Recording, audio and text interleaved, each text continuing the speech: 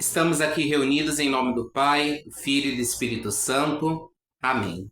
Quero cumprimentar todos que estão assistindo. Hoje nós vamos conversar sobre o sacramento do batismo, todo o significado por trás dele, desde a sua instituição até o significado dos símbolos ali presentes. Então vamos puxar a vinheta e bora lá para a gente entender melhor o batismo.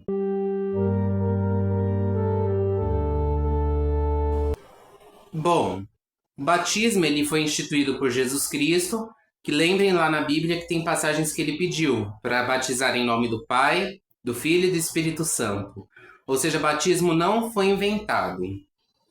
Ele é o pontapé inicial da nossa vida cristã. Vocês vão entender isso daqui a pouquinho, porque eu estou falando isso.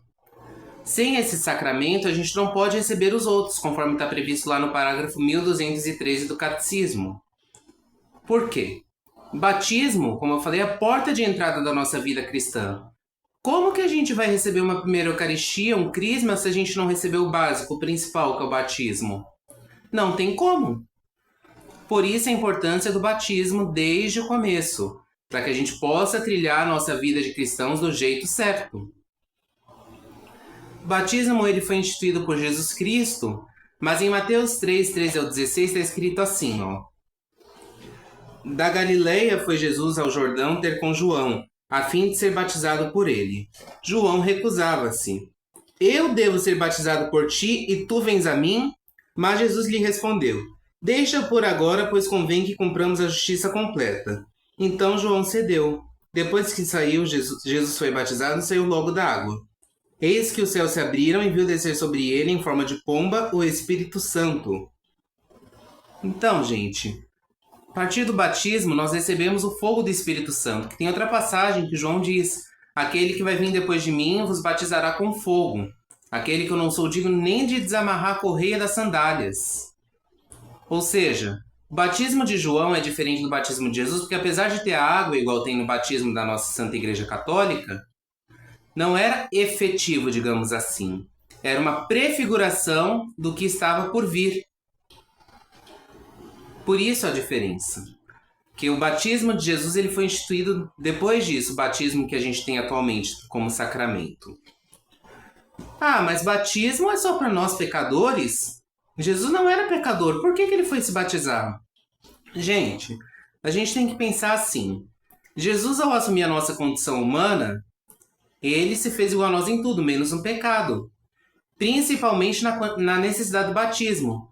Tem uma passagem de Filipenses que fala que ele aniquilou-se e não reivindicou ser tratado como Deus.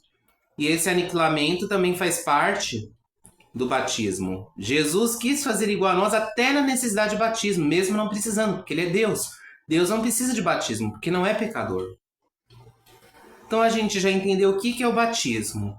Agora, etimologia. Muitas palavras da igreja vêm do grego, latim, aramaico, hebraico. Grego não é diferente.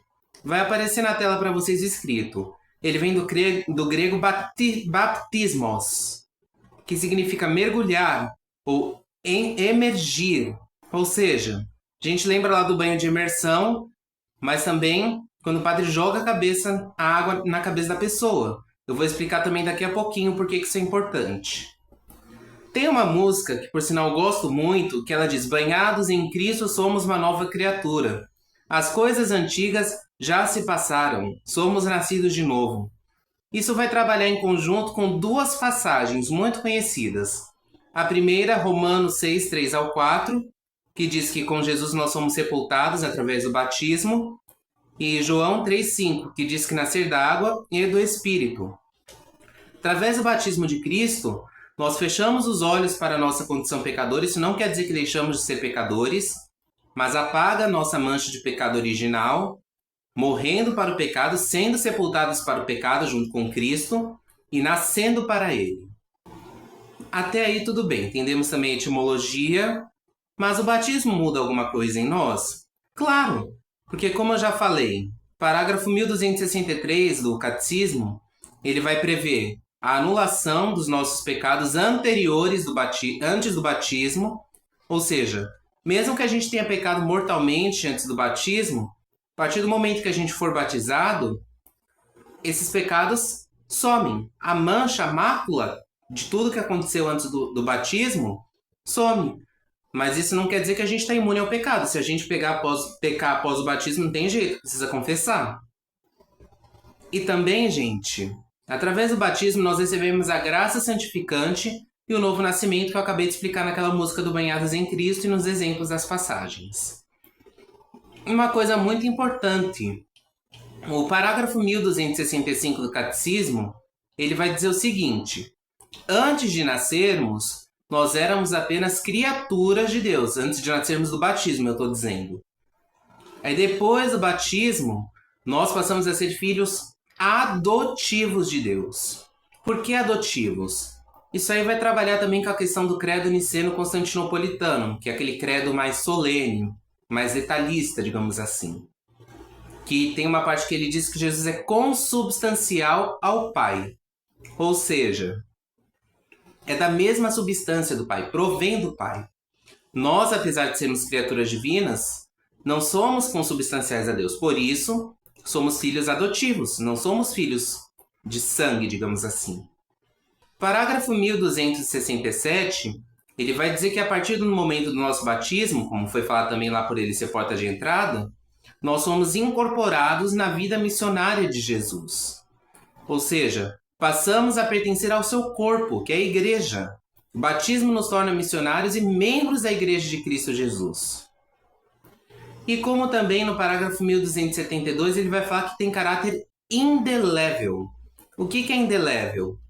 Um exemplo, você desistiu de ser católico, mas seu batismo lá na igreja católica jamais vai ser anulado. O que é indelével. Uma vez batizado, você é filho de Deus para sempre.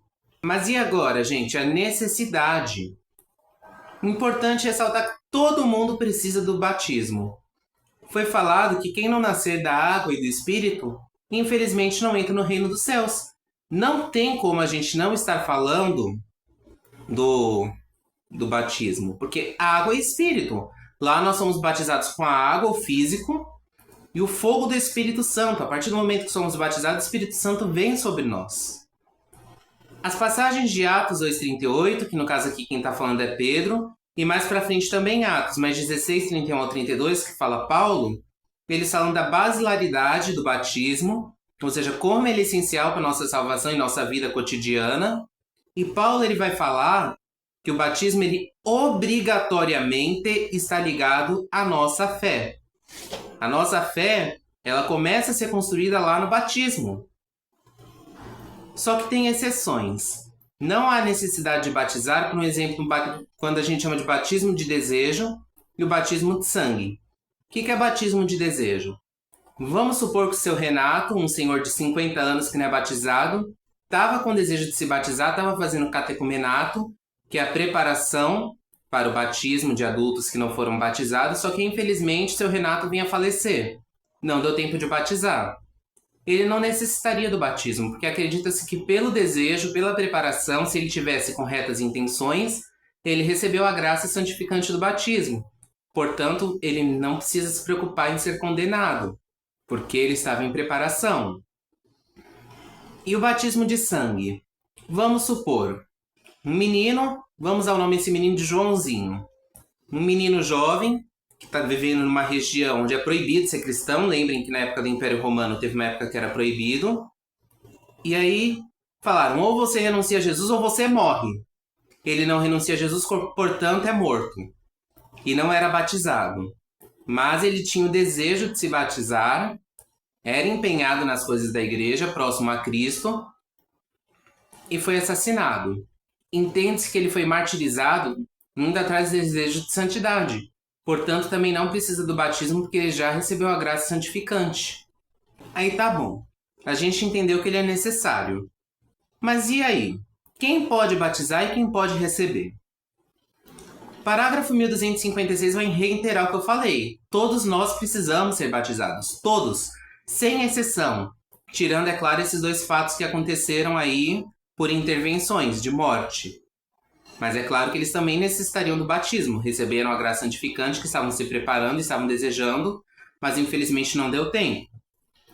Os parágrafos de 1250 a 1252 falam da necessidade do batismo das crianças.